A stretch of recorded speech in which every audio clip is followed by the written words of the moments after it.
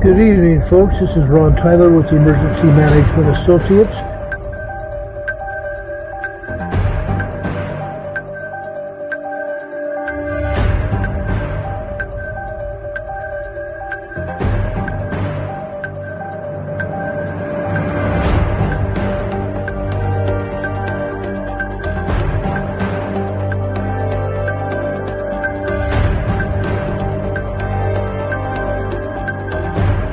Folks, this is Ron Tyler with the Emergency Management Associates coming to you live from the crossroads of the West in Lake City, Utah. The time right now is 7:05 p.m. Very clear on the backside of the sun, and the earth is getting the earth is located around 3.5 miles southeast of the earth is now in the solar wind. Also,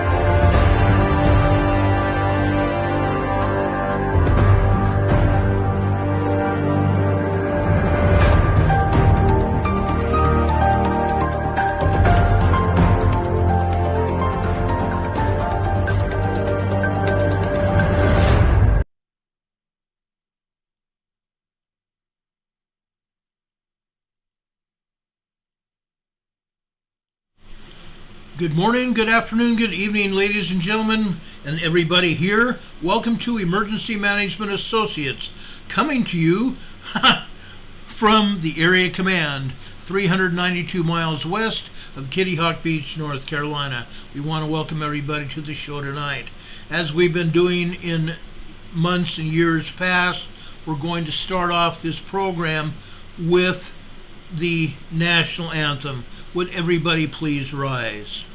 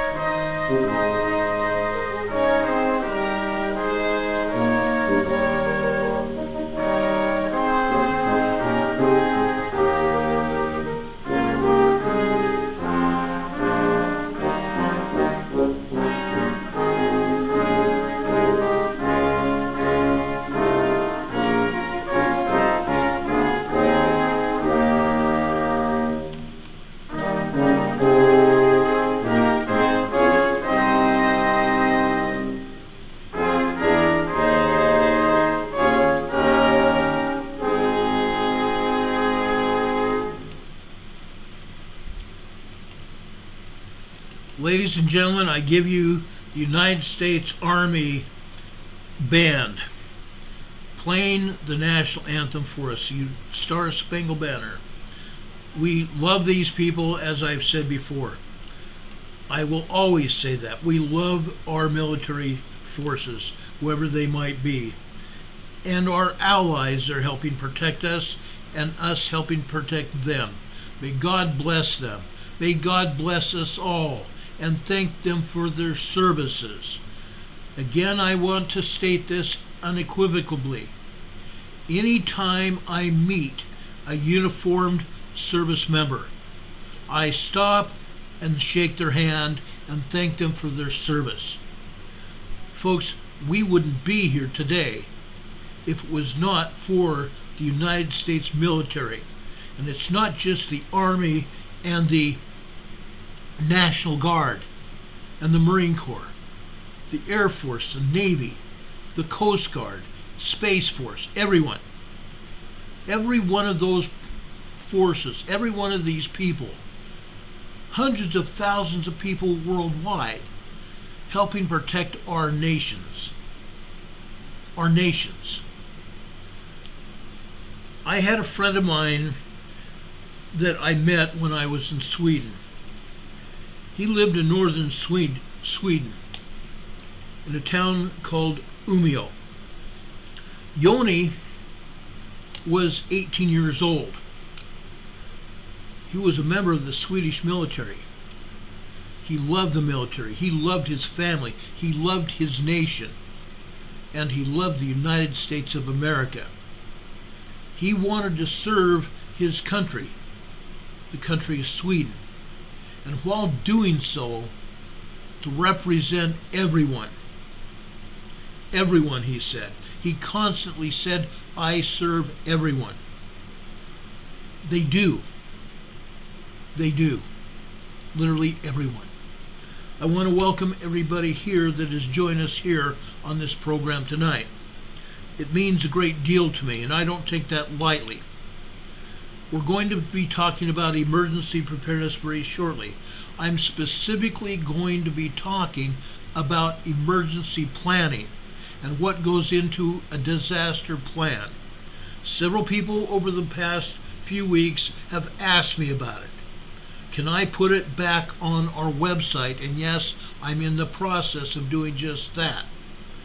But we're going to be talking about emergency planning and what goes into a disaster plan. I'm asking all of you now to get ready for that portion of our program. I would ask all of you to take notes. It's very important that we understand what is going on and what could happen to us before, during, and after an emergency. And quite frankly, folks, we're right in the middle of one right now, whether anyone wants to believe it or not. We're right smack dab in the middle of an emergency. People that say, oh, you don't know what you're talking about, no, they are the ones that don't know what they're talking about. We talked about volcanoes. We've talked about earthquakes. We've talked about all kinds of disasters, floods and fires. There's presently a wildland fire stretching from southwestern British Columbia through Alberta, Canada, and going over on the east coast of Canada. Nova Scotia is literally burning down. Edmonton, Alberta was on fire several nights ago. Folks, there are a lot of people that are right in the middle of their lives, right in the middle of an emergency. Some people have lost everything they ever owned. We want to help all of you. Try to save yourselves as well as everything that you have. So folks, get prepared to take notes tonight. This is important. Very, very important. I'm going to start off this program talking about Mount Ranier. Earlier today, there was a 2.4 magnitude earthquake over at Mount Ranier. U.S. Geological Survey, again, had it northeast of Ashford, Washington. They're not even willing to give up anything. They don't want to mention that that earthquake occurred at a volcano. What the hell? What the hell? Folks, this agency is supposed to be the preeminent seismic agency for the world, and they cannot even locate the exact position of an earthquake. They can't do it with blinders on, let alone seeing with their eyes. Oh yeah, they can. They just desire to lie to the public. Very true. Very true. I'm not going to mince words here. I'm not one to mince words at all. But quite frankly, I'm getting damn tired of it. Mount Mayon in the Philippines is still erupting. We spoke about this last night. You can see lava running down the sides of this volcano. There are many other pictures just like this. More magma running down the entire side of the volcanoes. It's incredible, guys. Mount Mayon and Taal Volcano, T-A-A-L, Taal Volcano, T-A-A-L Volcano, also in the Philippines. 26 volcanoes and 2 of them erupting in the Philippines. Kilauea is also erupting. It started erupting a couple nights ago. It started with one hole in the center of the caldera, or near the center of the caldera. One hole that magma underneath that caldera melted the hole. And all of a sudden there was a fissure that had opened up in the caldera. And we had 300-foot fountains. It was first reported as 30-foot fountains. It turns out the fountains were upwards of 300 feet, 300 to 400 feet high. Now you can see other fountains that have broken through the caldera. The caldera was a solid piece of lava rock. Solid because it had solidified and cooled off. It was literally a huge piece of rock, volcanic rock. And now the pressure of that magma beneath that caldera has burst open fissures in the caldera. Incredible fissures in the caldera. And now there's a lava lake where the caldera once was. A lava lake where the caldera once was. And it's spreading. Now, fortunately for everybody on the island, it's not erupting significantly where it would fill up the rest of the volcano. It's about 600 feet down from the rim of the volcano. So right now there is really no emergency. More than anything, this is a spectator sport. Literally a spectator sport. People that can get up to Kilauea to view the fountains of Kilauea. It's beautiful. Those of you that don't have the money or the ability to go to the big island of Hawaii, a lot of people are, you can go over to the USGS site, USGS.gov /Kilauea. That should get you to the 24-hour volcano cam at Kilauea, where you can watch what's going on. It's absolutely stunning in appearance. Just beautiful. Absolutely beautiful. Now, I'm going to go over now to the USGS site. The map. We're going to be talking about several of the earthquakes that have hit. We're going to make a stop at the big island here. Okay? You see this small swarm of earthquakes here? This is Pahala. This area is called Pahala.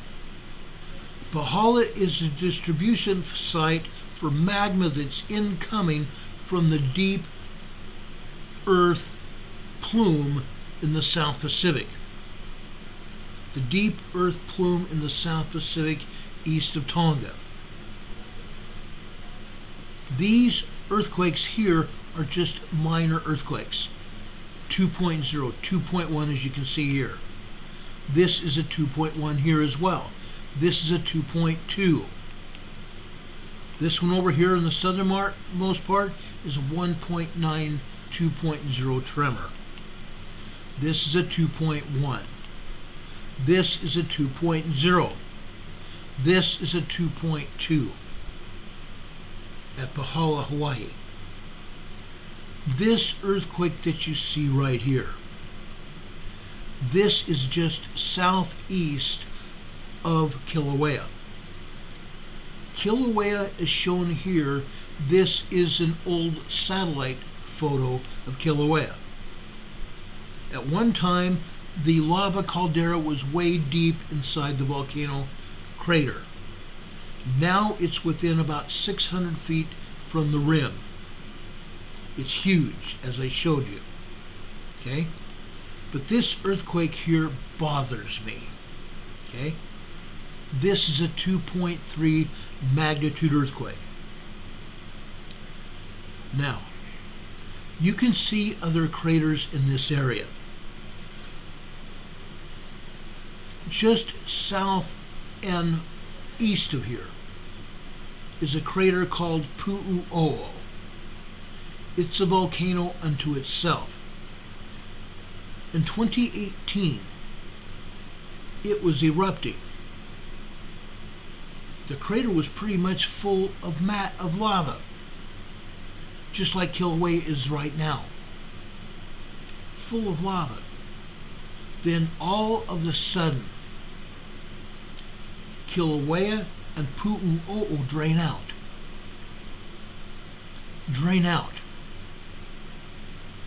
And none of the scientists understood where that magma went. No more lava in either one of the volcanoes. Then all of a sudden, days later, fissures started opening up where this earthquake is. It's called Fern Forest. From Fern Forest over here into the eastern rib zone, fissures opened up. What you see here are lava plumes. CO2 and SO2 gas escaping from the fissures. Every place here that you see a magma plume or a lava plume is where a fissure had opened up. 24 different fissures had opened up here. Okay? Right now we have an earthquake right here.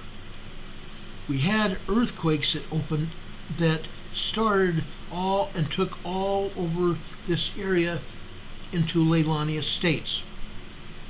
And after that, fissures opened up.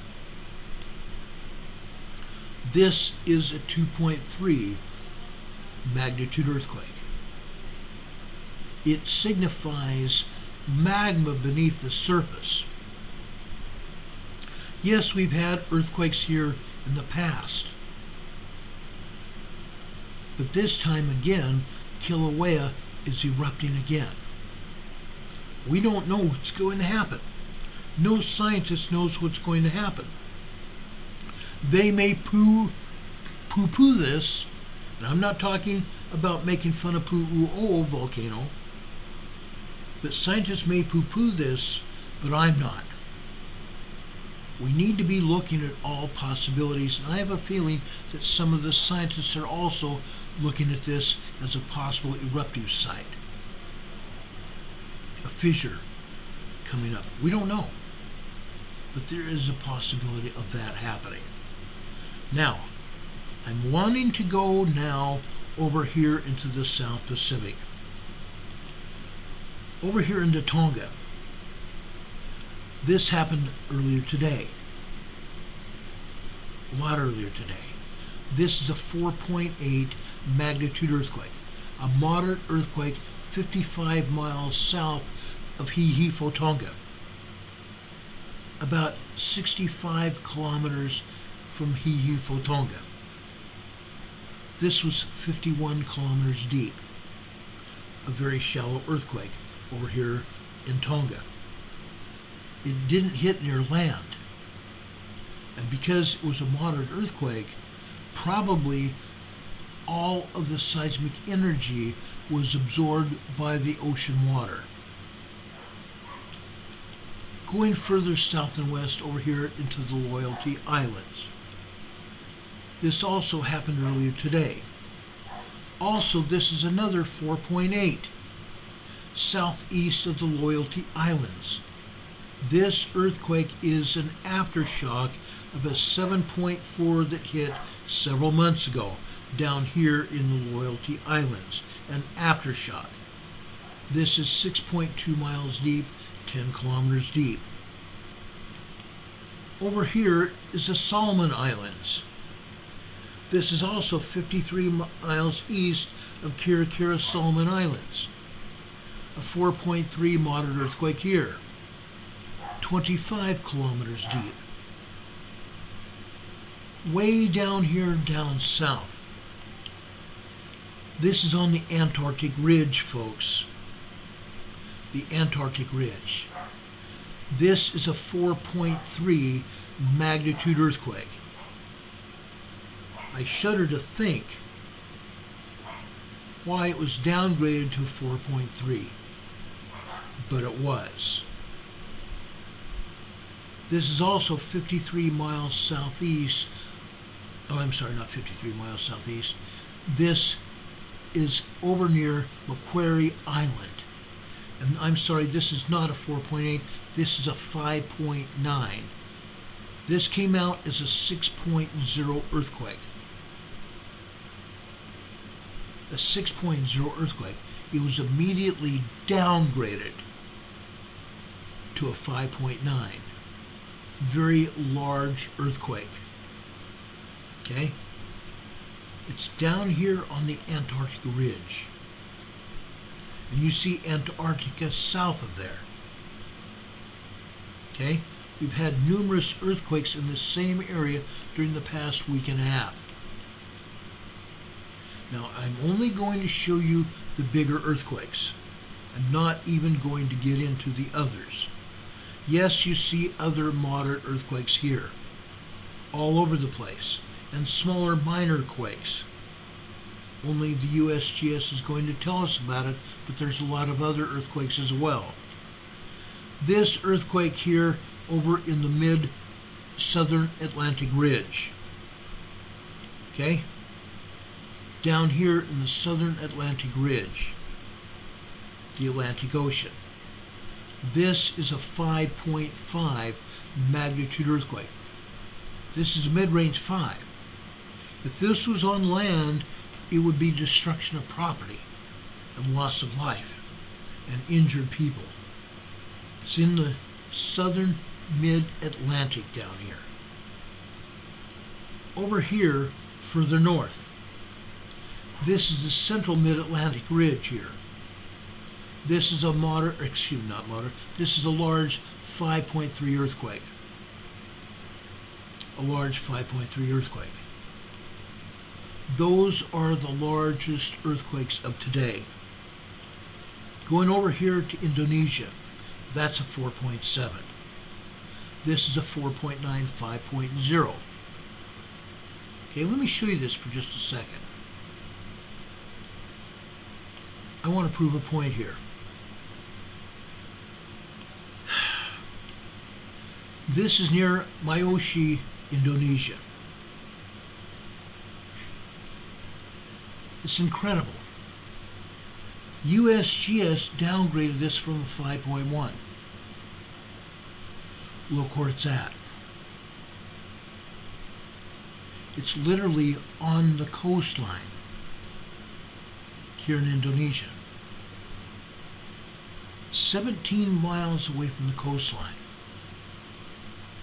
A large earthquake. 10 kilometers deep.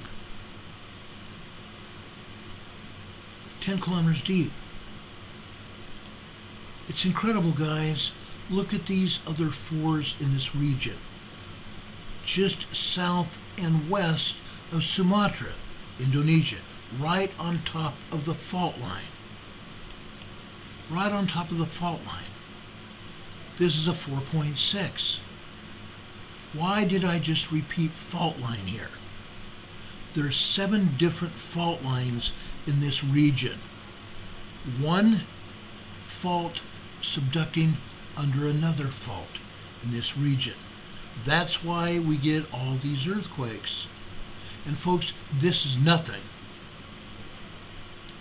The earthquakes that USGS is showing here are nothing compared to what really hit in this region today. 25 earthquakes here today. USGS shows us 5. It's unheard of. Over here in the Indian Ocean, this is the mid-Indian Ocean. This is a 4.0 earthquake. Again, 6.2 miles deep, 10 kilometers deep. Crazy. It's insane. Over here, north of India, this is Pakistan. This is a 4.4, 56 kilometers deep. 4.4 moderate quake, 56 kilometers deep. Just north of there, this is Afghanistan, a 4.0, 106 kilometers deep.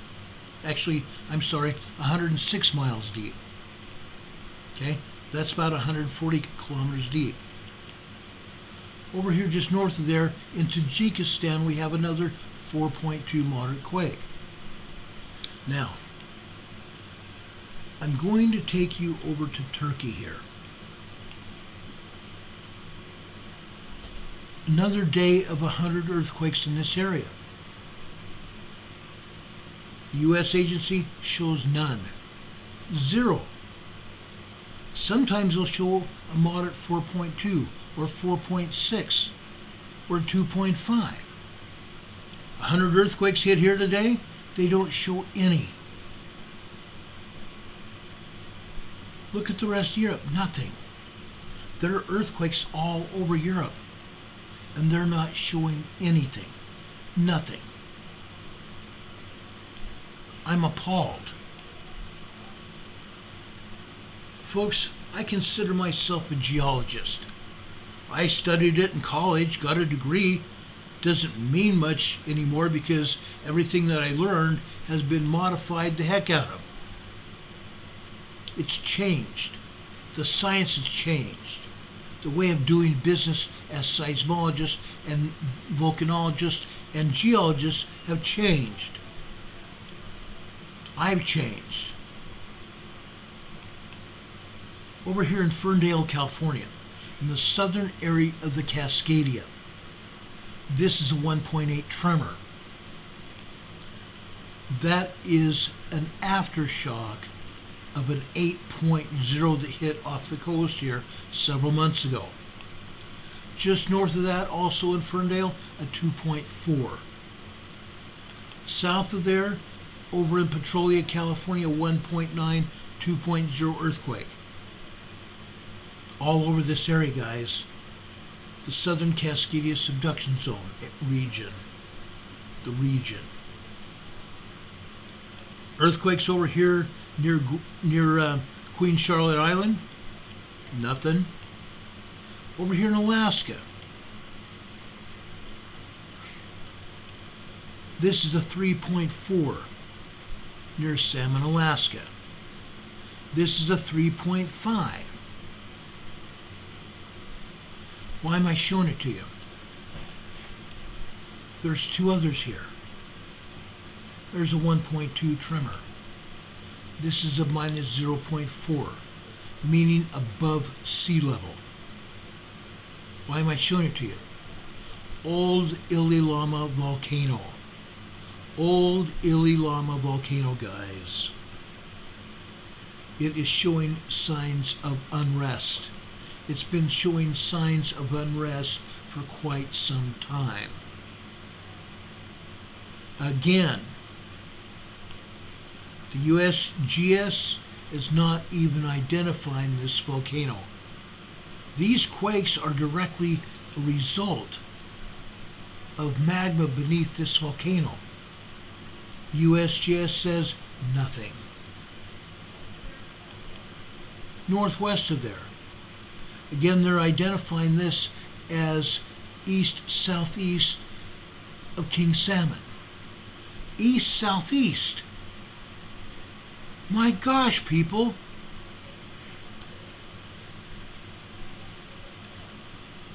It's northwest. A 3.4 earthquake. Crazy. Just crazy. Up here.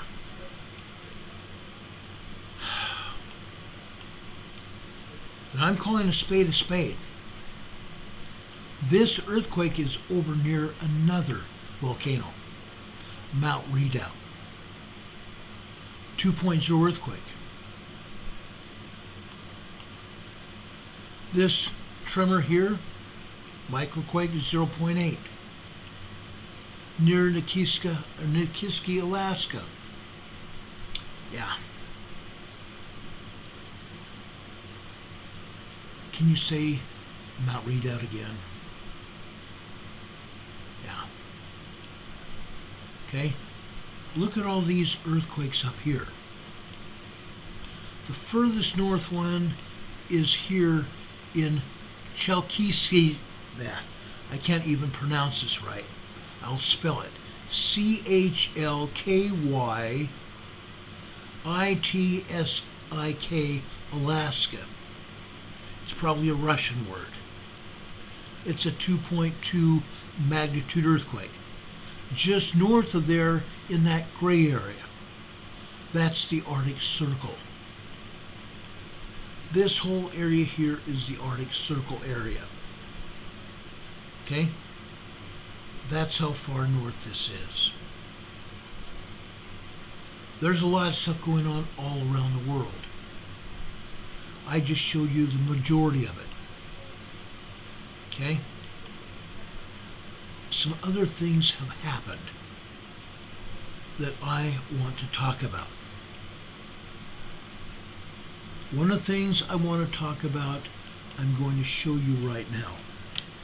Okay?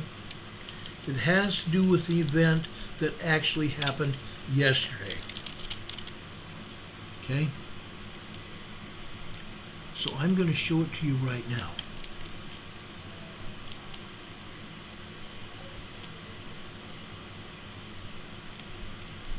What is the real story of January 6th? Many people have asked that question. Some people have described what happened on that day as an insurrection. But is that really right? Our report is at the... Brand new details as the federal indictment of Donald Trump gets unsealed. The former president getting hit with 37 charges in the classified documents case. Trump's aide also getting indicted. The feds say there are 2 instances of Trump showing classified material to people, including a military plan of attack against an unnamed country. Trump's accused of directing an aide to move documents out of a storage room before an FBI subpoena. The DOJ also claiming that Trump suggested to his lawyer that they should hide or destroy the documents. The former president will appear in federal court Tuesday in Miami and is proclaiming his innocence. And we have tremendous support. But that was a hoax and a scam. And now they're doing it again. It's just a continuation, 7 years. I'm an innocent man. I did nothing wrong. And we will fight this out just like we've been fighting for 7 years. It would be wonderful if we could devote our full time. Hurricane Heather says she came to work to get away from this. Folks, what I'm talking to you is very important. This is not just a physical war. This is a spiritual war against all of us. Going after a former president like this, please pay attention to this. This is not over. To making America great again. Special counsel Jack Smith breaking his silence, but not taking questions on why he decided to indict Trump. Our nation's commitment to the rule of law sets an example for the world. We have one set of laws in this country, and they apply to everyone. It's very important for me to note that the defendants in this case must be presumed innocent until proven guilty beyond a reasonable doubt in a court of law. Okay, you just heard it. The defendants must be presumed innocent until proven guilty beyond a reasonable doubt in a court of law. How many times has this gentleman, this president and former president, been taken and spanked? Twice by the Democrat socialists, the Democrat communists of this country. And guess what? The second time he was exonerated when the Democrat socialist communists went after him again. Now they're going after him again. Joe Biden saying that he doesn't know what the Joe Biden DOJ was doing. What's this? President Biden, have you spoken to Attorney General Merrick Garland yet? I have not spoken to him at all. I'm not going to speak to him. I have no comment on what happened. Okay? Look at that. Joe Biden himself said, I have no comment on what happened.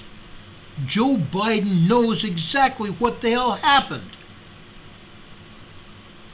Joe Biden is as guilty as every one of these communists.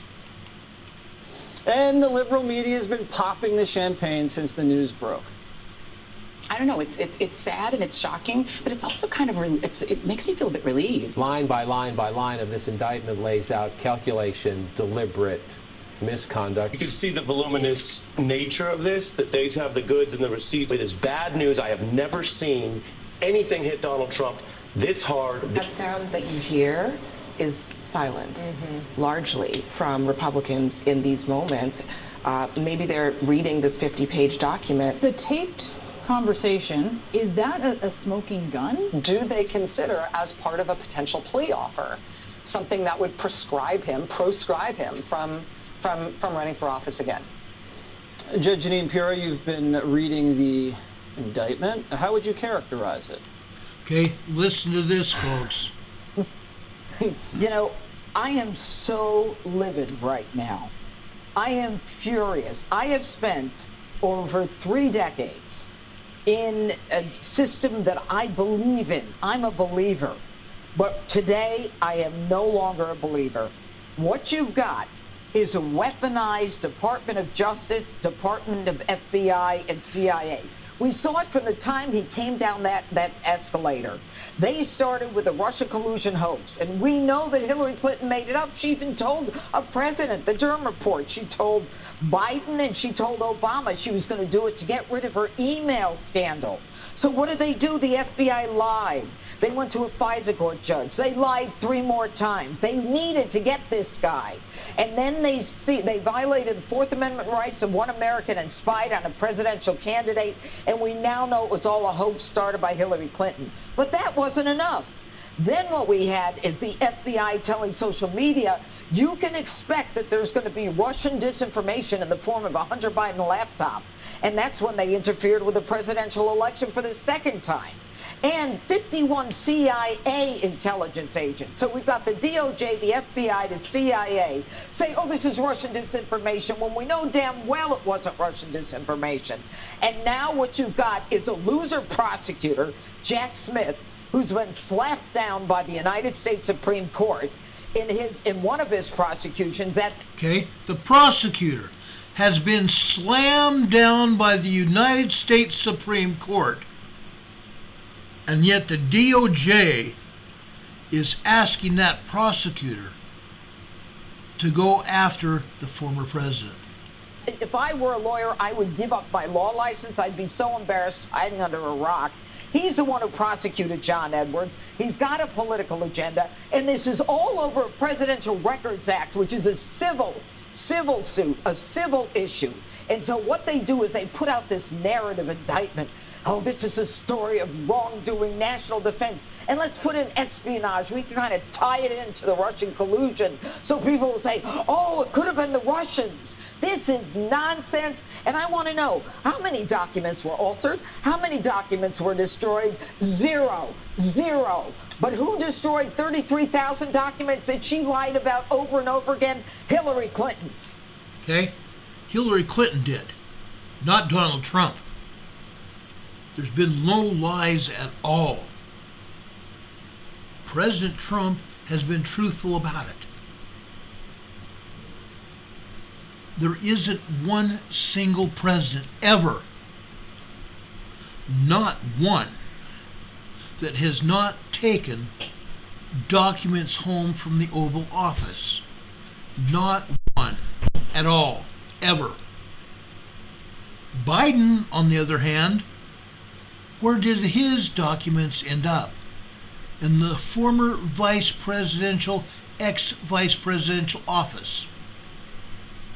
Yeah, his former vice presidential office.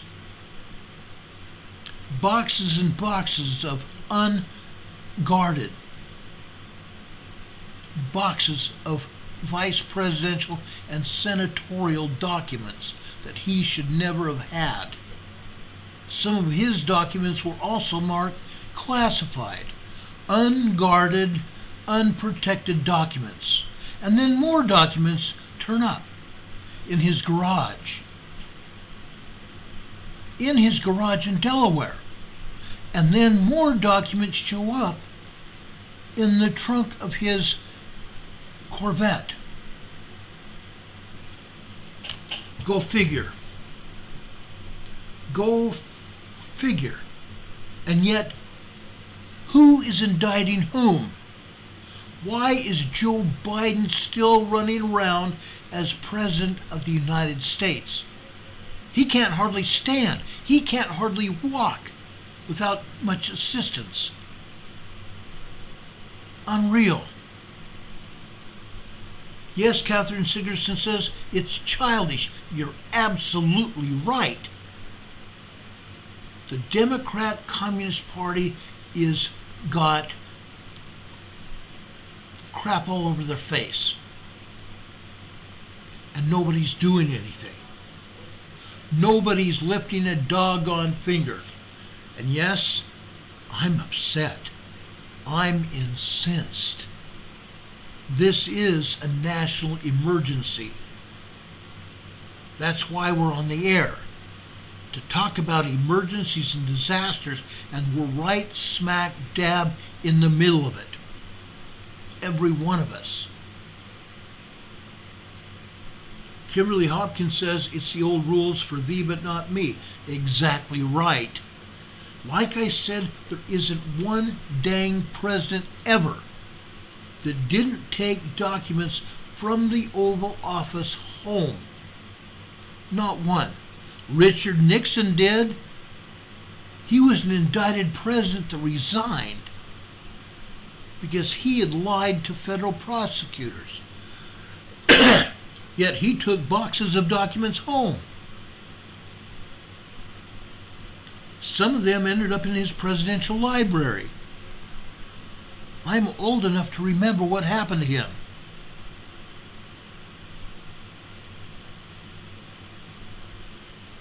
Because people from the National Archive came and picked up documents at his San Clemente Ranch home and took them to his museum, the Richard M. Nixon Presidential Library. Fact. Fact. It's incredible. And I can talk about Jimmy Carter. I can talk about Mr. Oatmeal Breath. I was in his hometown in Little Rock, where he and Hillary lived. I could go on and on. Every president that's ever lived has taken documents home. And they're going after Mr. T to keep him from running again, and they as much said that. To keep him from running from office. That's what those libtards from CNN said. Fact. Okay. I've gotten most of this off my chest. But yes, Oatmeal Breath, Heather. That's exactly what I think of him. Oatmeal Breath. Unreal.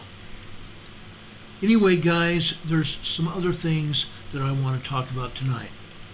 I'm going to let you listen to an audio clip from Dan Bongino. This happened recently, and I want you to listen to it. listen to it because we're talking about emergency preparedness here. Prepare now. Listen to me, please. In a somber, sober, calming voice, I'm asking you to prepare now and do not wait. What does prepare mean? It means get yourself some emergency food. It means make sure you have some cash on hand. It means make sure you can protect yourself and your family in whichever way makes you comfortable. It means make sure you have a plan with your family about what you're going to do in an emergency. What's the worst case scenario if you were to do this stuff? Worst case scenario is you have to enact that plan and at least you have one. The best case scenario, you have some emergency food in 10, 15 years you throw in the garbage. You have a plan you never use but was always there. There's no harm there. May cost you a little bit of money to get some of this stuff. Folks, why am I talking like this? Because, folks, the signs are everywhere, and ignoring them and pretending they're not going to be there, like the media is doing now because there's a Democrat president, is doing you a real disservice. I absolutely promise you that if there were a Republican in the White House, whether Trump, Bush, DeSantis, or anyone else, that they would be looking at the signs around us. China's increased belligerency, bank failures, a potential financial crisis, the inflation number out today. They would be telling you the apocalypse is coming tomorrow. And you damn well know what I'm saying is true. But because there's a hapless, rotting bag of oatmeal in the White House, the most corrupt human being ever, and he has a D in front of his name, and they're not ready to throw him overboard because he says he's going to run in 2024, the media is covering up the signs that are absolutely everywhere. And our government is completely, entirely distracted with bull. Okay? You heard him say. That's why I wanted someone else to say what I have been saying. It's bull. It's bull. We need to be prepared. Locked, loaded, and ready. Kimberly Hopkins said it a little bit different. Locked, stocked, and ready to rock. Exactly. Exactly. You heard my friend Dan Bongino say it. We need to be ready. We need to be ready right now. That's why I'm going to give you right now the rest of this program right now. I'm going to be giving you everything that you need to know right now. We're going to be talking about emergency planning right now. I am going to give you all the information you need to know. As I stated last night, what I want you to do tonight is take notes. This is all going into our website, but for now, I want you to take notes. Okay? This emergency operation plan that I'm giving you, that you're going to write out for yourself, is only a guide to assist you and your family to better be prepared at all levels and remain viable and maintain viability, meaning you're going to be alive. You're going to be able to be prepared for all hazards, all threats, and to be able to carry out your emergency plan. This plan is going to promote a common understanding of the fundamentals of risk-informed planning and decision-making to assist you in examining a possible hazard or a threat and produce an integrated, coordinated, and synchronized response plan. What does that mean? You're going to have a detailed plan in front of you, a guideline, an outline of what you're going to do and how you're going to remain healthy, how you're going to be able to remain profitable for you and your family to get through any kind of emergency or disaster that will confront you. That's why this night, tonight, this minute is important to each one of us. I want you to be able to examine a hazard, a disaster, an emergency, a threat to you and your family, and to be able to produce a coordinated plan to deal with it and to come out the other side of it. A response plan. Emergency operation plans by design cannot be as comprehensive as you might think, but you're going to try to make it as comprehensive as you can. Okay? You're going to want to make it to cover all kinds of emergencies and everything else that's going to happen, to detail the goods and services that you and your family can render. Food storage and survival food, emergency preparedness kits, medical, personal items, clothing of all kinds, so you can get through any kind of weather situation. All kinds of weather situations. And water. And water. These emergency plans are going to become routine across all phases of your life and everyone else's life during an emergency. Some people will have to wait for an emergency because they're too lazy to do it now. They don't see a reason to do it now. When you're in the middle of an emergency, you're not going to completely think clearly. You're going to overlook some very important issues. We're going to talk about some of those today. I'm going to give you a clear guideline on how to approach any kind of hazard, any kind of emergency, disaster that you may fall in front of, or that may fall in front of you. Your plan can be revisited any time. Don't just put it up on a shelf. Don't just put it up on the shelf and say, oh, I've written it. I don't have to worry about it. Make sure your disaster plan can be in front of you in minutes, because you may come up with a new idea, something else that you can do differently. And you can write that into the plan. You can revise it at any time. When you revise it, make sure all members of your family, everybody that lives in your household, is aware of the revision and discuss it. Because each member of your family also have a say in your family emergency plan. They must, because they're part of your family. And if their ideas are included in the plan, that's even better. Maybe they want to share something with you that could completely revise your plan.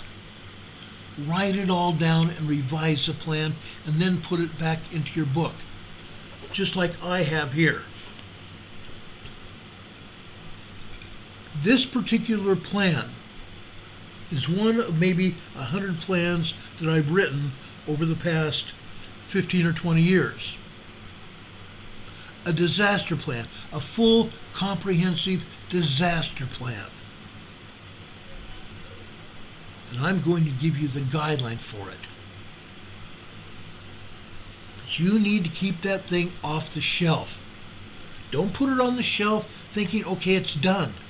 It is never done. There's always a better way of how to approach a problem. Write it in there. Revise your plan. And like I said, discuss it with every member of your family. And if you're a business, discuss it with every member of your management team. And then discuss with your management team and with all the rest of the employees in your business. They have a right to know as well. Their lives might depend on it. Notes should be taken.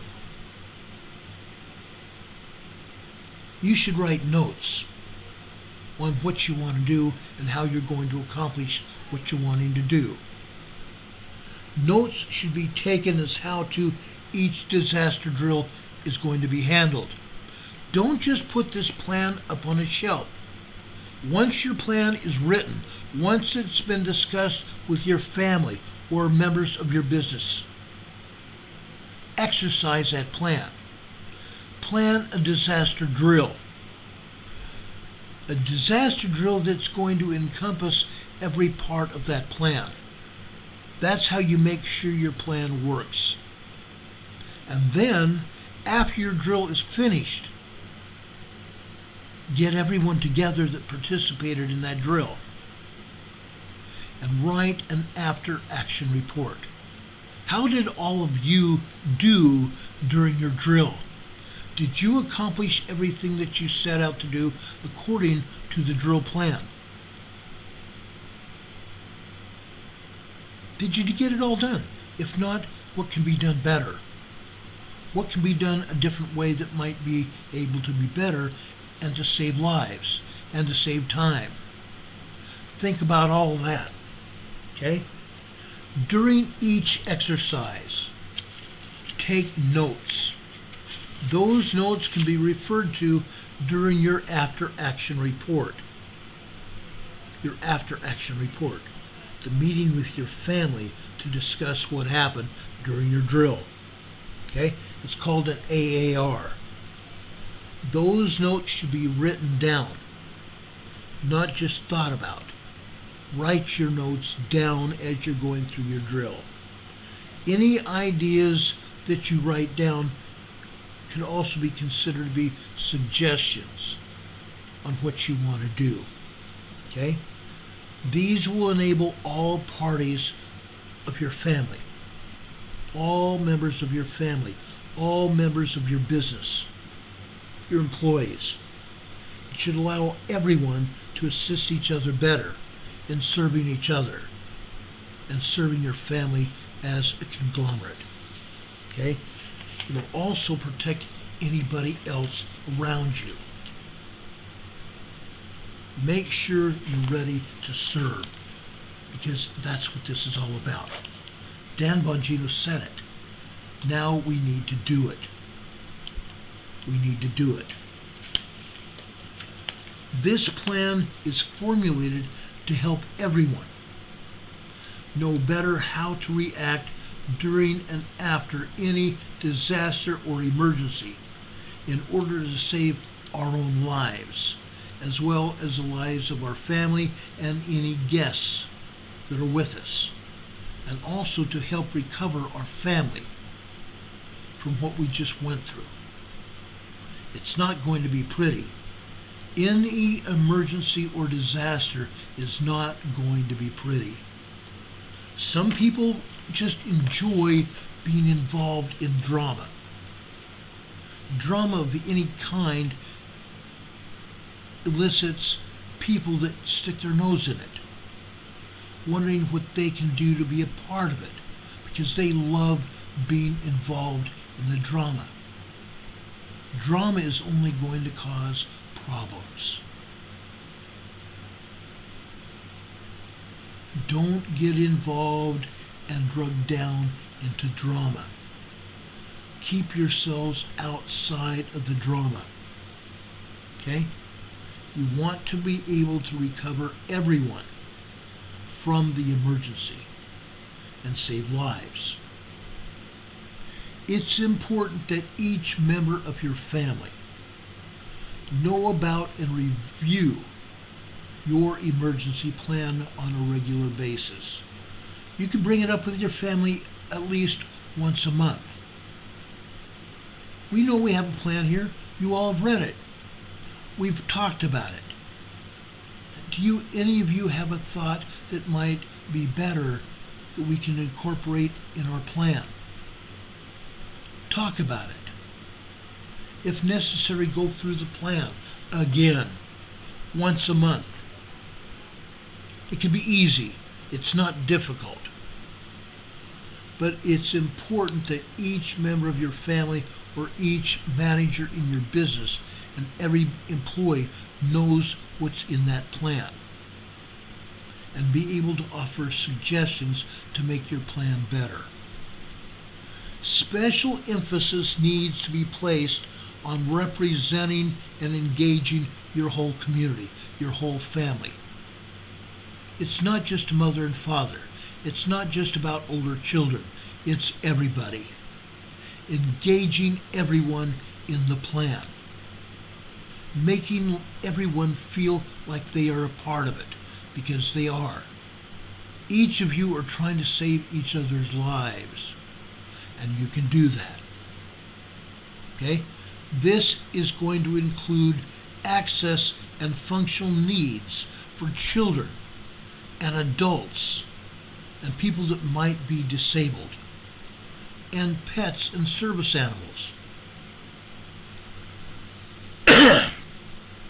Now, my role, our role in our own community here is critical.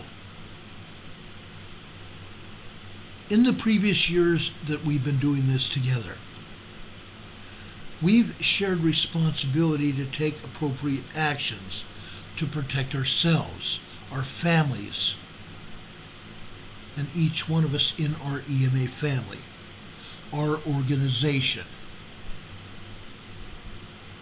and to protect our property. We have a shared responsibility, don't we? Now, in your disaster plan a good plan and have it engage with all members of your family.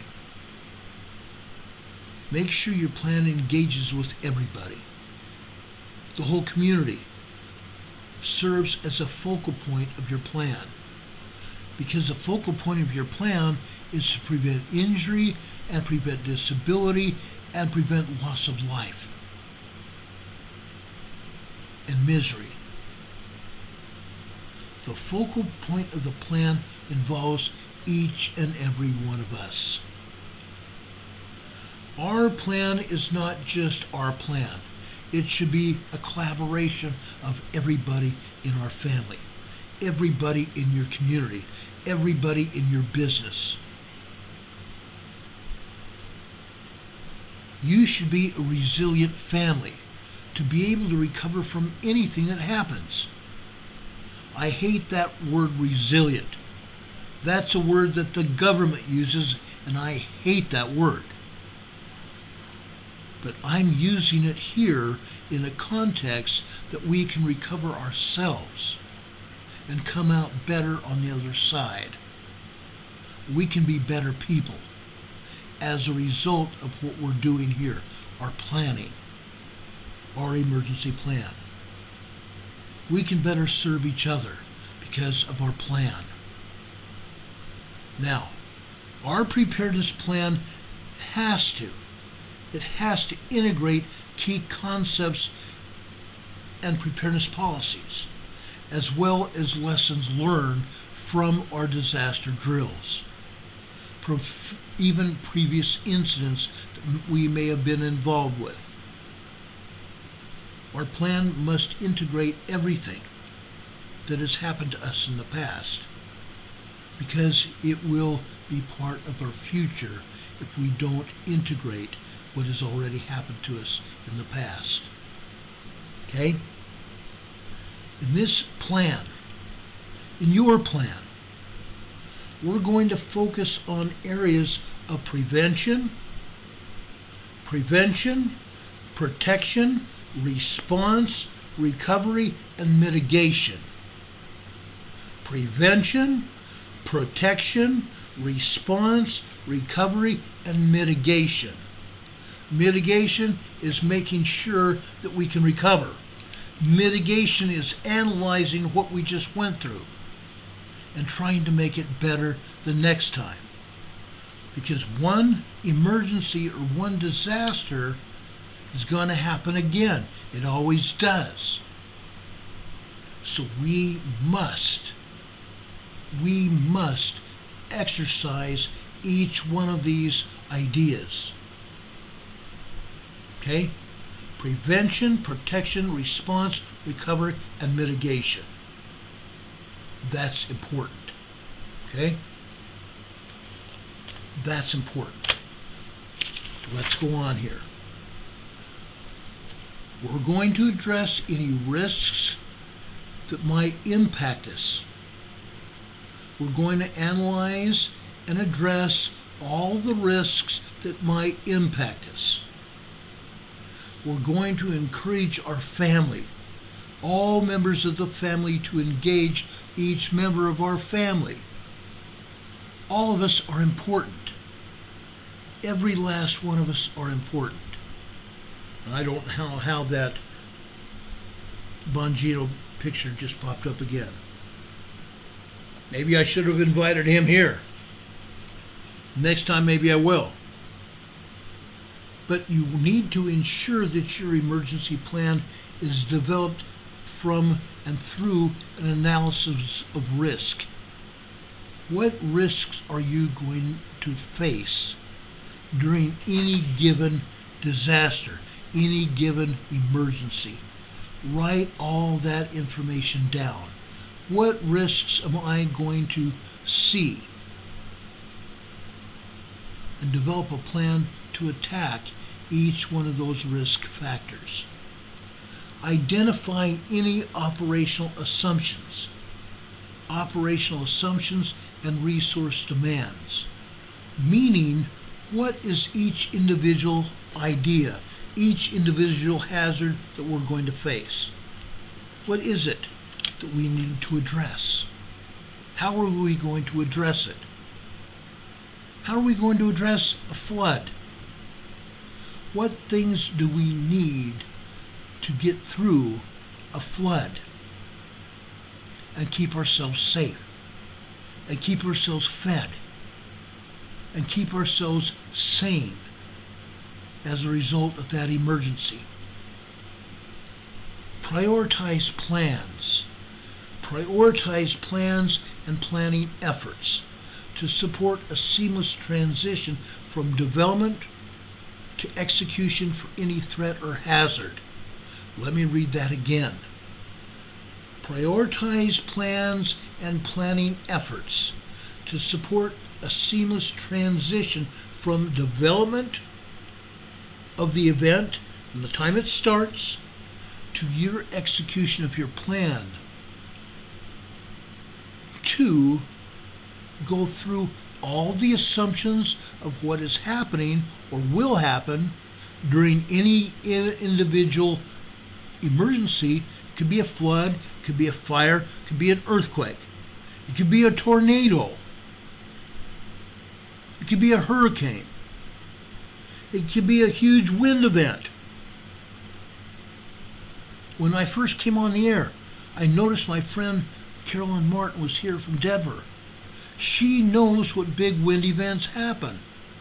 And they just don't happen and they're over with. Big wind events can last days or hours, depending. How are you going to address a straight line wind that continues for 24, 48 hours or more? It's happened.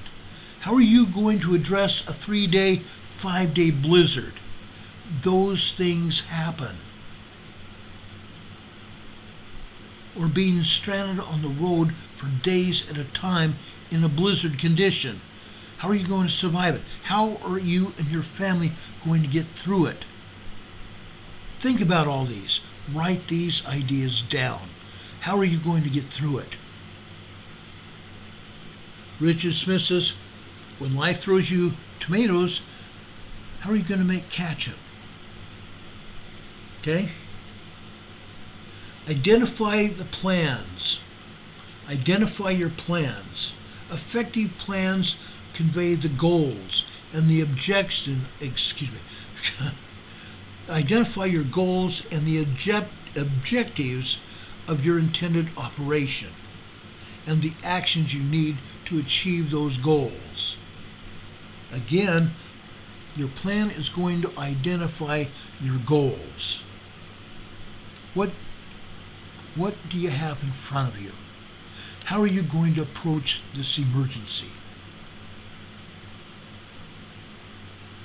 How is your plan going to affect the emergency and your intended operation of your plan to get through that given emergency? Okay? You may have to integrate and synchronize efforts between family members or members of your neighborhood and community. You might have to synchronize efforts.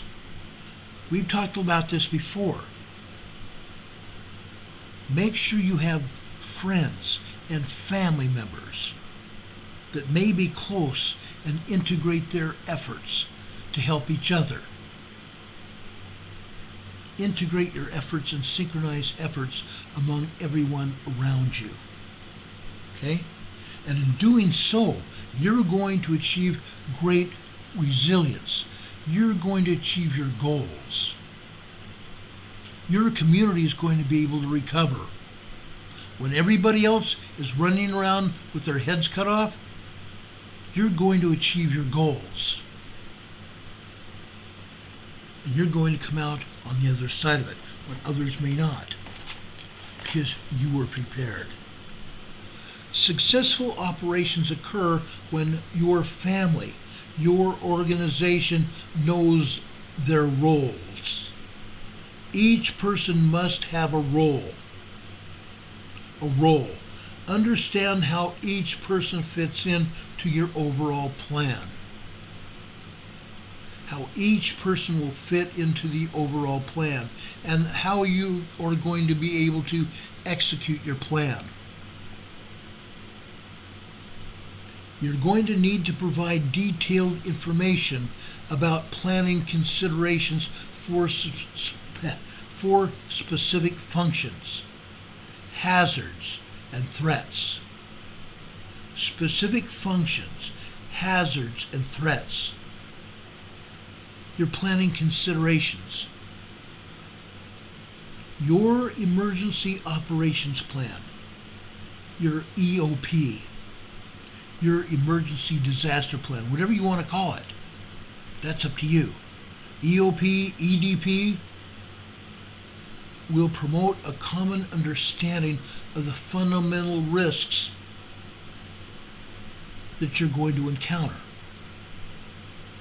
and your informed planning and decision making to assist each member of your family to examine the hazard, the threat, and you're going to be able to produce a coordinated, synchronized plan on how you're going to get through your disaster, your hazard, your threat. Your goal is to make sure that this planning process works, that this planning process is routine, that when you address these emergency plans on a monthly basis, that you all are working for a common goal. You all have the same ideas, the same plans, that you're going to be able to integrate your emergency plan, and you're going to actually become an emergency manager within your organization, within your family, in order to complete your mission, to survive whatever happens. One of our goals is to engage the entire community, your entire family, in thinking through the life cycle of a potential crisis, to determine your required capabilities, what each member of your family can give to achieve the desired goals, and establish a framework for roles and responsibilities for each person. This will shape your leadership team.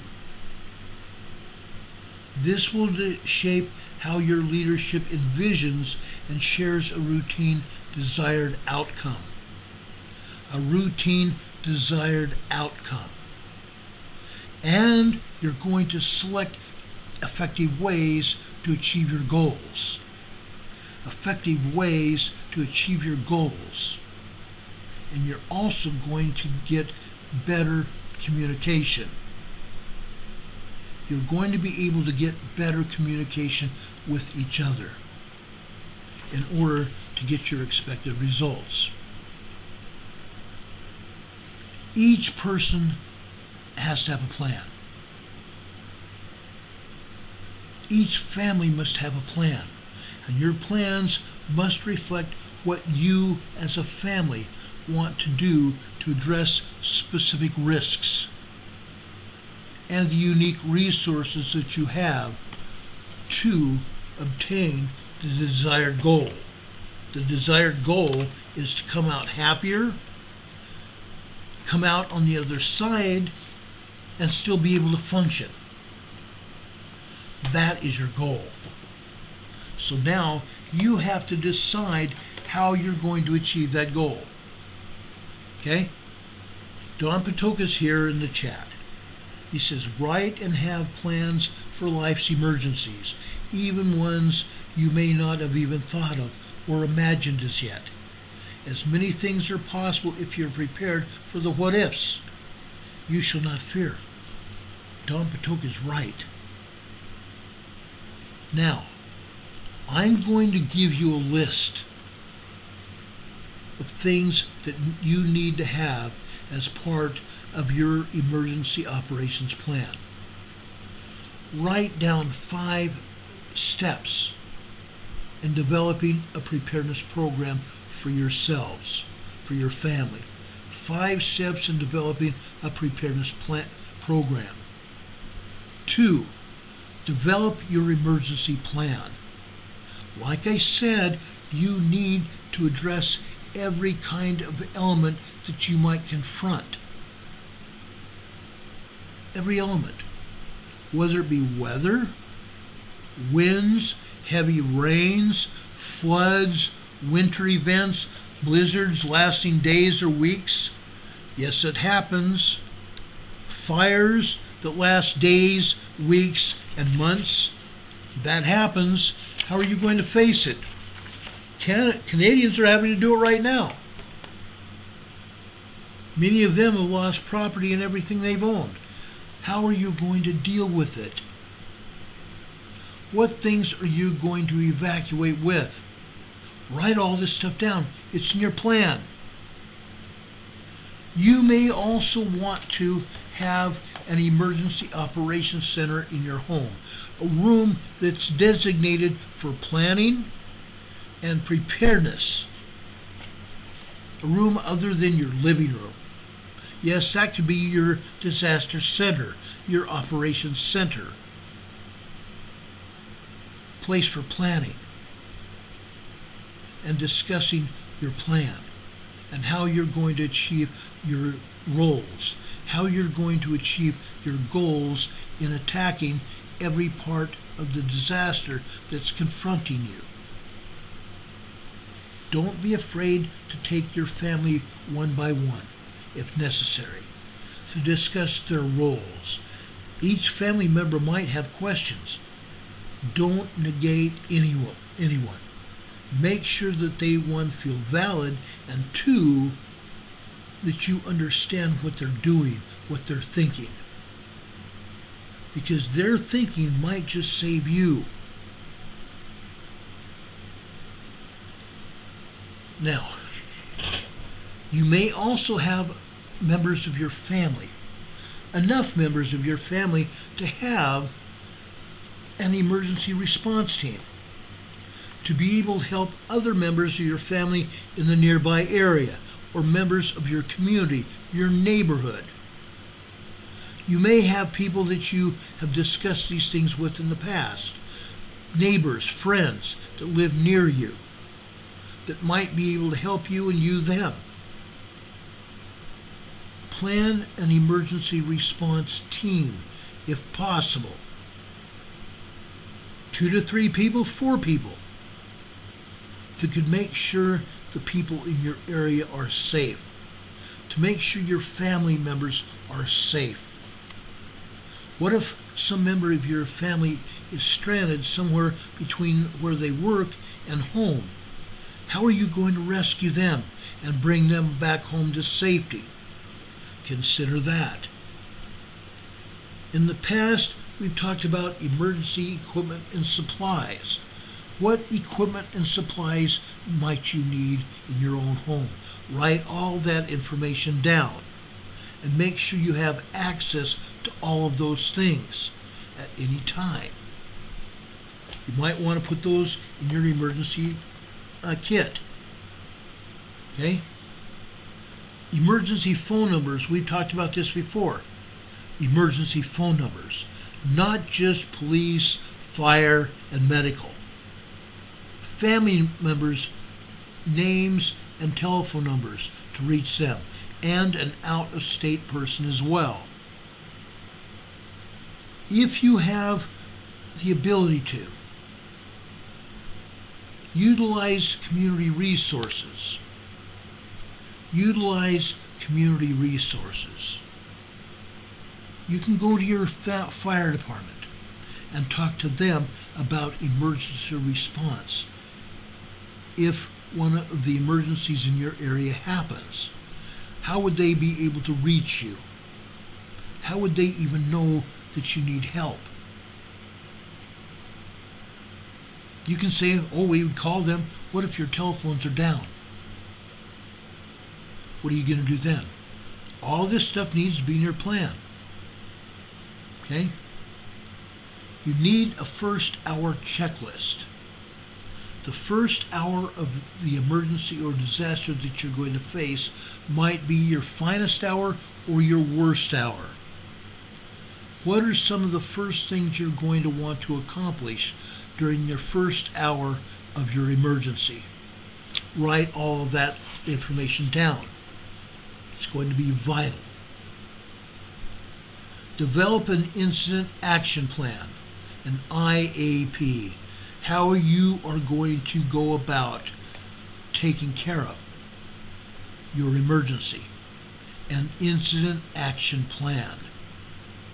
Each emergency that we're going to face needs to have an incident action plan. How are you going to approach it? What are you going to do to achieve your goals? To stay together as a family, to help each other, to survive it, to live through it, and come out the other side. An incident action plan. You may have to have a number of people if you're planning it as a group or a very large family. Develop that action plan and have a mitigation of disaster command structure. A mitigation of disaster command structure. Who's going to be in charge of what? And how are we going to do it? For example, if you need a piece of equipment to help dig someone out of their home, and emergency services aren't going to be available, your fire department may not even be able to get to you. How are you going to rescue that person? What are you going to do? You need to incorporate that as well. Okay? Some person might need to have access to funds. You might have to gather funds together to get what you need. Remember, we've talked about this before. Having a stash of cash. Not large bills, but a stash of cash for emergencies only. Don't ever forget a stash of cash. Okay?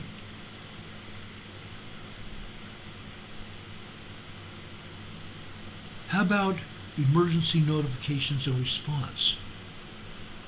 How are you going to notify members of your family if they're not in your home with you? How are you going to get hold of them? We've talked about radios, haven't we?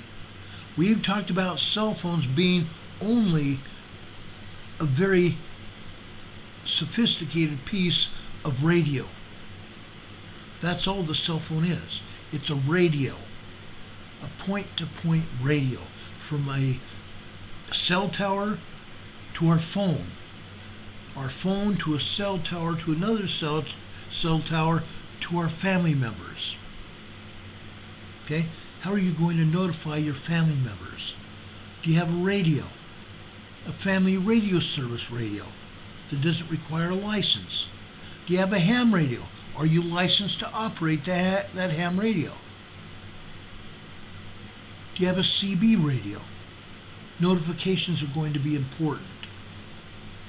Do you have a way to notify someone that doesn't live near you, an out-of-state family member or a friend? If you can't make telephone calls in your immediate area, that out-of-state person might be able to.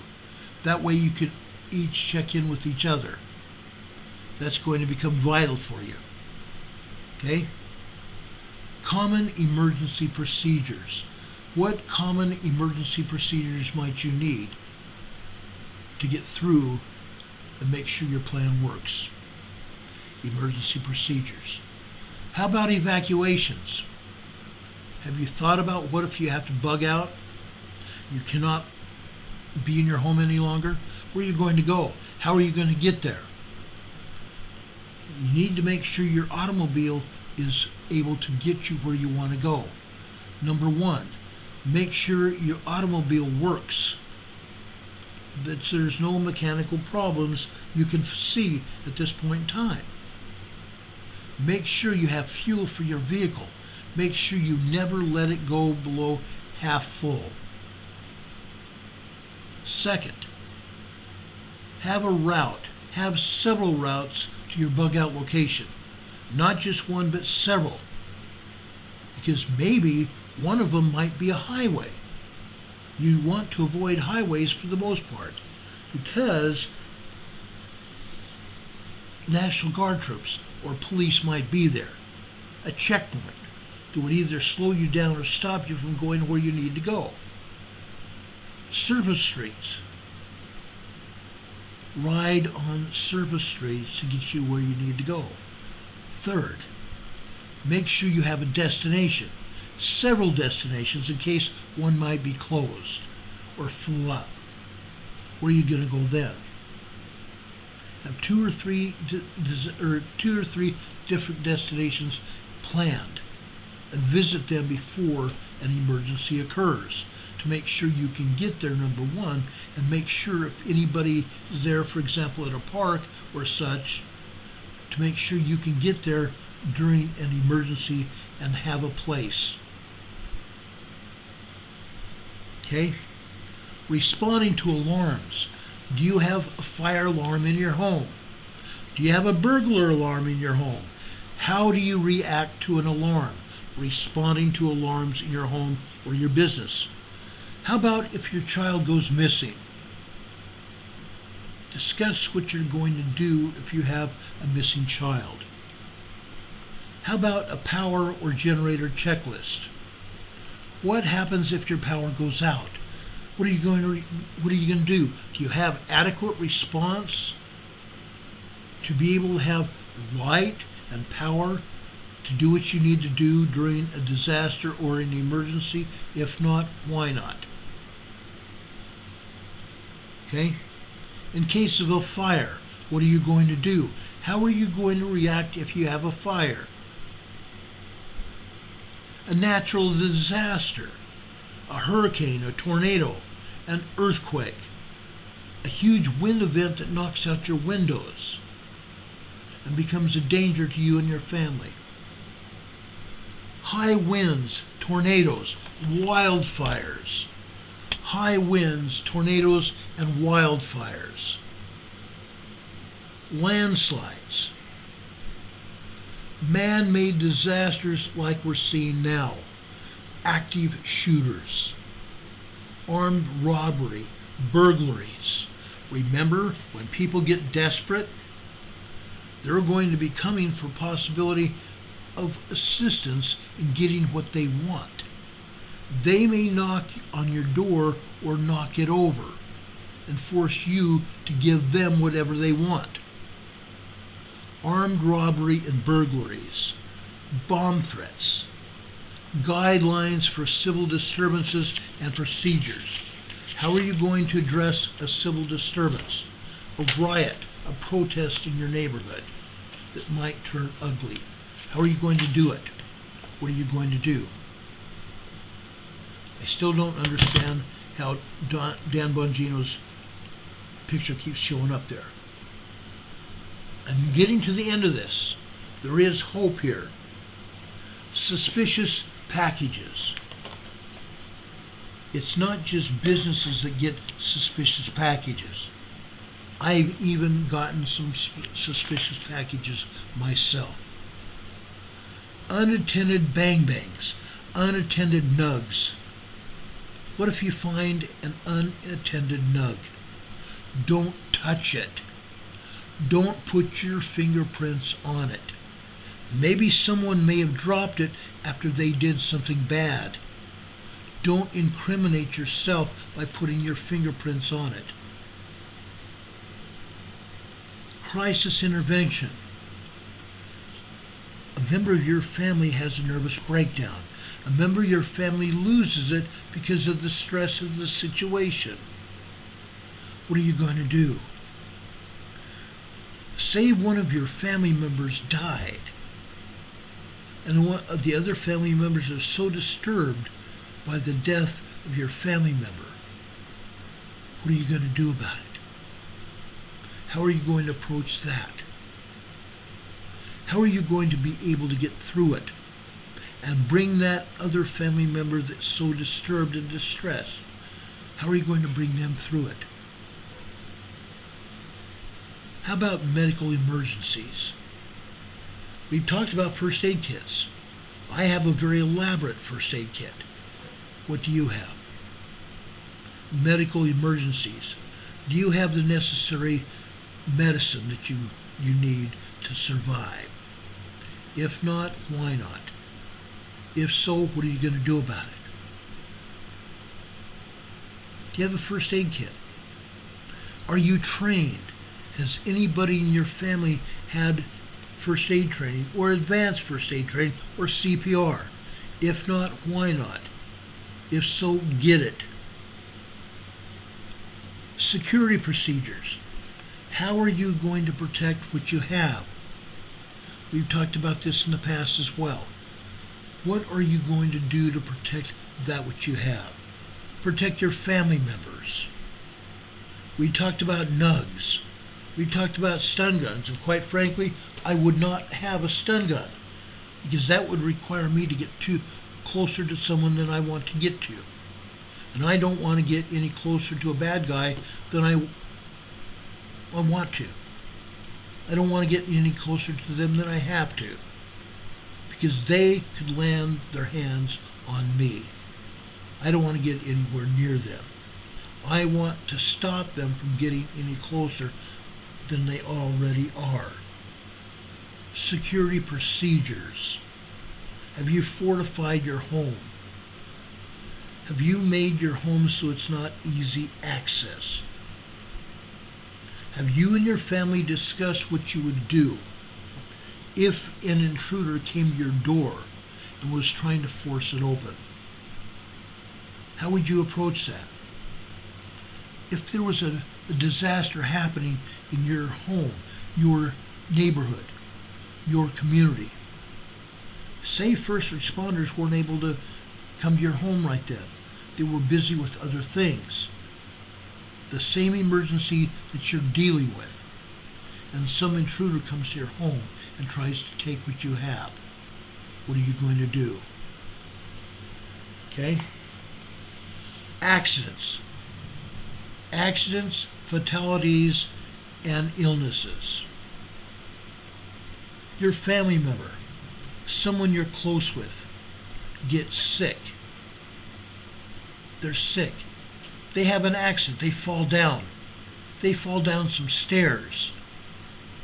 They fall over a piece of lumber, trip over a piece of lumber in your yard. Or they just trip over the grass. Or they just trip over their own feet. They have an accident. They cut themselves. They break their arm or break their leg. How are you going to respond to that? Or somebody died. What are you going to do? How are you going to respond to that? A lot of people haven't even thought about that. This can be part of your emergency plan. Two other things now. The next thing I don't even like to think about. It's distasteful. Sexual battery. Someone attacks you, male or female. Someone attacks you. What are you going to do? How are you going to react to that? Write it all down. If necessary, call and make an appointment to go in and talk to a leader in your police department locally, a local police officer that may have been able to address those issues himself in previous events. Some officers have experience. Gain some understanding from somebody that may have been through it. Not necessarily someone that's had it happen to them, unless they have extensive experience on recovering from it, and it won't bring back bad memories and bring them into a position that they don't want to be in. Talk to a professional. And last but not least, terrorism. Terrorism. What are you going to do to respond to a terrorist threat?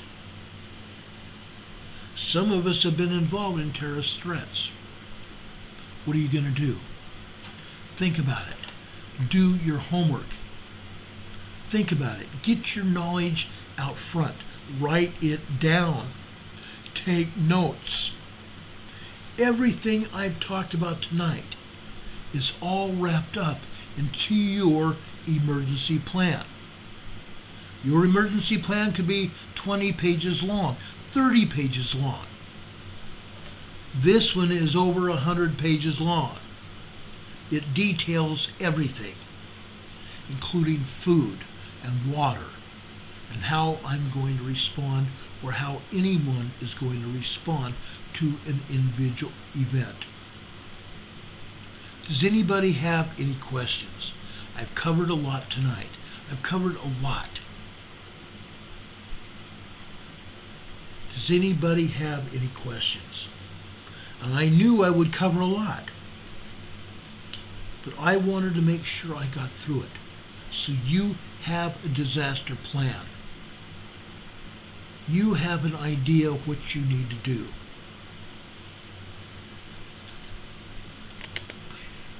Any questions? We have 112 people that have given us thumbs up. That's encouraging. I'm happy about that. I'm hoping we'll see 600 or 700 people that have seen this program already.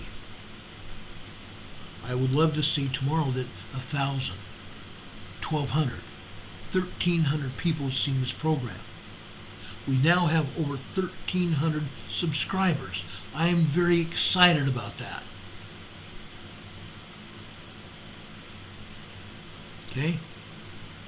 I'm excited.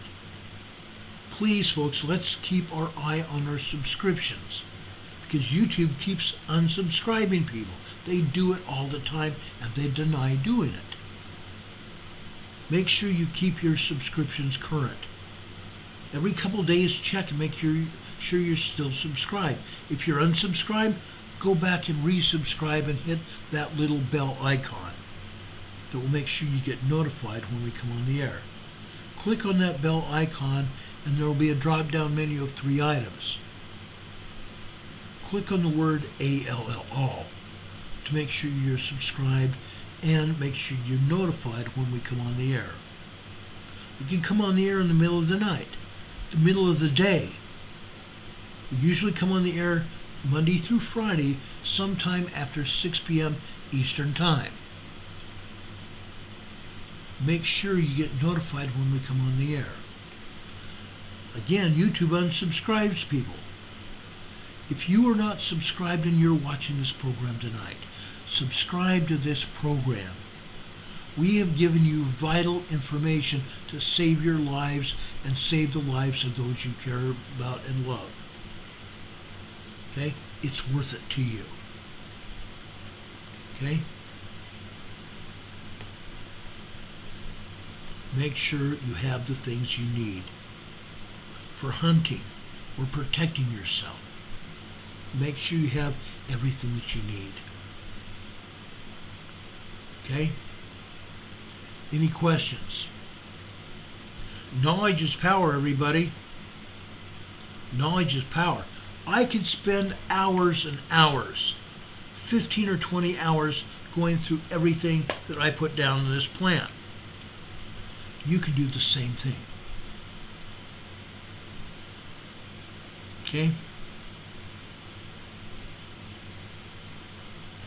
My friend Laura Maurice is definitely subscribe and resubscribe, like she had to do more than once.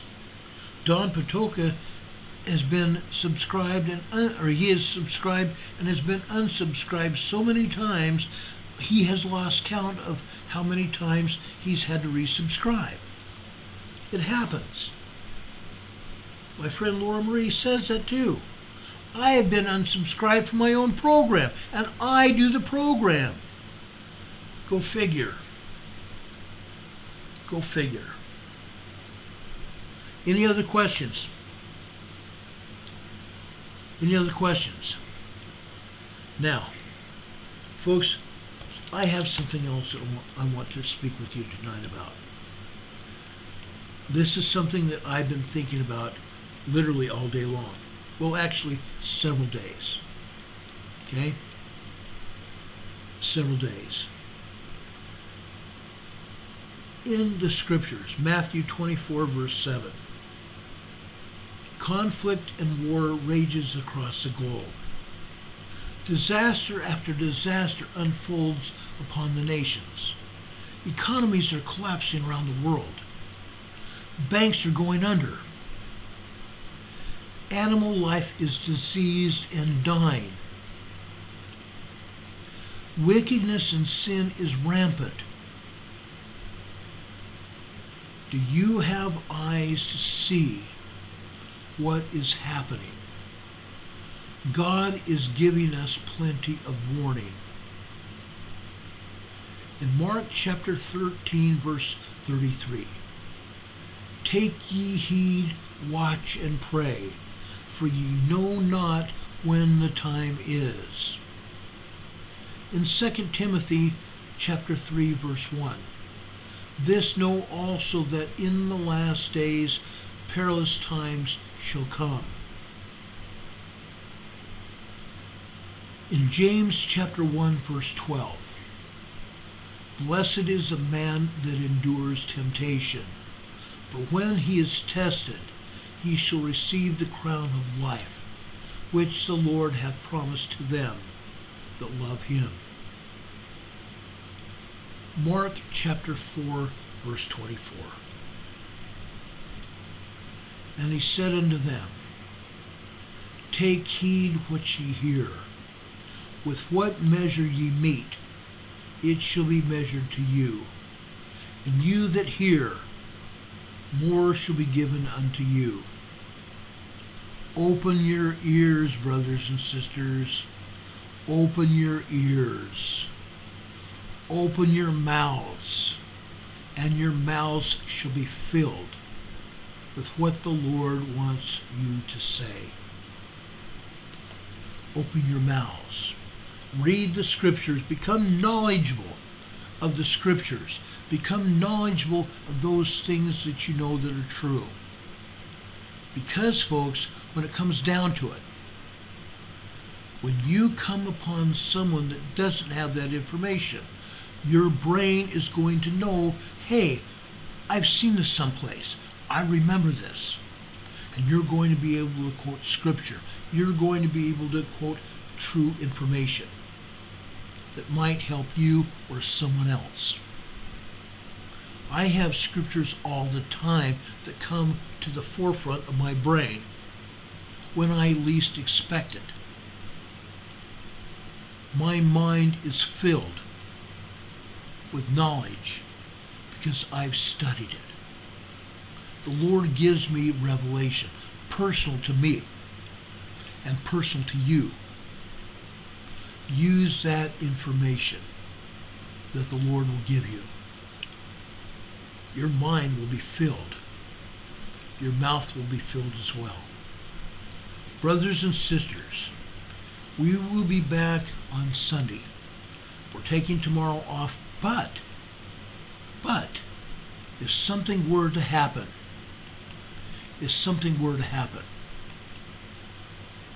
we will be back on the air to talk about it, to tell people about it, and help you to get through it. We'll come back on the air during emergencies, during a disaster, or something happens. We always do, we always have. But we take Saturdays off unless something happens. We'll be coming back Sunday morning at 12 noon Eastern Time to give you spiritual advice, knowledge that will help you and lift you up. Knowledge that will help you and lift you up. On Sundays, we have what we call Come Follow Me, the Savior said. Come Follow Me is an important principle with knowledge. An important principle that we have learned and followed at least throughout my life. Sunday's program, folks, let me pull it up here.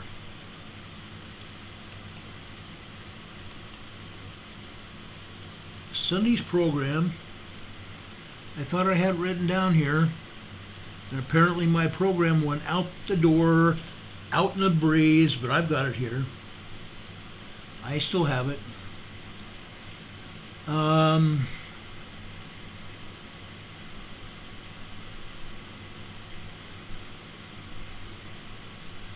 Where'd it go here? Sunday school program is going to be based on a talk that had been given. And the talk is called, Have I Truly Been Forgiven? Have I been truly forgiven? And I think we all need to know about that. Have we been truly forgiven? And we can be. We can be truly forgiven. But we're going to be talking about what we can do to be truly forgiven. So that miracle will become part of our own life. I think everybody needs to hear this. Okay? So we're going to be talking about that and the promise of complete and perfect forgiveness is available to everyone through the infinite atonement of Jesus Christ. So think about that between now and Sunday. And you can ask questions of things that may have occurred to you. And I'll be able to and happy to answer questions and to make comments to help each one of us. But we're going to be talking about forgiveness. And have I been truly forgiven? So, folks, remember that, because I think it's necessary. I think it really is. It's something that I have felt very important. Okay? Anyway, we will see you Sunday, if not before. I hope you've had a good night. I hope everything that we've talked about is good for you. I hope what we've talked about finds focus in your life, so you will be helped to conquer any kind of emergency that might confront you. That was the whole purpose of tonight's program, folks. I love each and every one of you. That's why we're here. That's why we're here. Folks, I hope you have a great weekend and a better tomorrow. Okay? I ask the Lord to bless you. As Walter Cronkite has said, and that's the way it is. Friday, June 9th, 2023. For Emergency Management Associates, my name's Ron Tyler. I hope you have a great night and a better tomorrow. We will be back again to speak again about emergency preparedness and spiritual matters in our life. God be with you till we meet again. Good night, everybody. Much love.